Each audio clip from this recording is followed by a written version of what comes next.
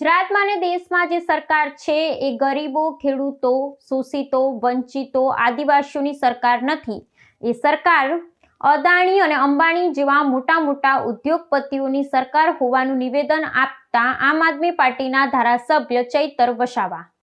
આ દેશ કોઈ મોદી કે અમિત શાહના બાપનો નથી, અમારા ખેડૂતોનો દેશ છે।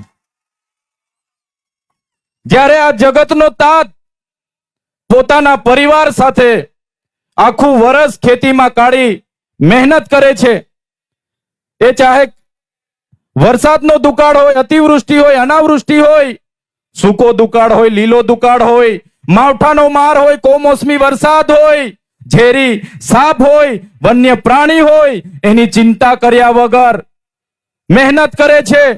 મોગા મોગા બિયારણો, મોગા મોગા દવાઓ, મોગી મોગી ખાતરો લાવીને નાખે છે અને જ્યારે પાક કાઢીને જ્યારે પાક પાકી જાય છે ત્યારે આપણામાં કહેવત છે એ પ્રમાણે ઢોર ખાય, મોર ખાય, ચોર ખાય અને પછી વધે। ખેડૂત જ્યારે ઘરે લાવે, પોતાનું ભાણું ભરે અને જ્યારે વેચવા માટે બજારમાં નીકળે છે ત્યારે આ ભારતીય જનતા પાર્ટીની નીતિ તમે જોઈ લો।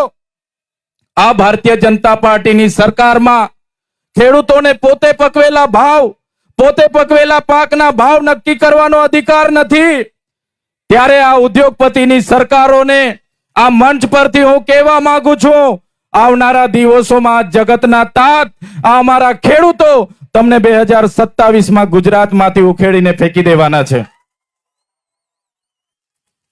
સાથીઓ, એક બાજુ ઉદ્યોગપતિઓના સંસદના આંકડાઓ બહાર આવ્યા, એમાં દેશના ઉદ્યોગપતિઓના 16 લાખ કરોડ રૂપિયા આ સરકારોએ માફ કર્યા અને જ્યારે આજે ખેડૂતોને જ્યારે 2-2 લાખની લોનની વાત હોય, એની જમીનો જપ્ત કરવામાં આવે, એના ઘર જપ્ત કરવામાં આવે, એમની પ્રોપર્ટી જપ્ત કરવામાં આવે, ત્યારે આપણે બધાએ સમજી લેવાની જરૂર છે કે આ આપણી સરકાર નથી, આ સરકાર એ અદાણી અંબાણીથી ચાલતી સરકાર છે।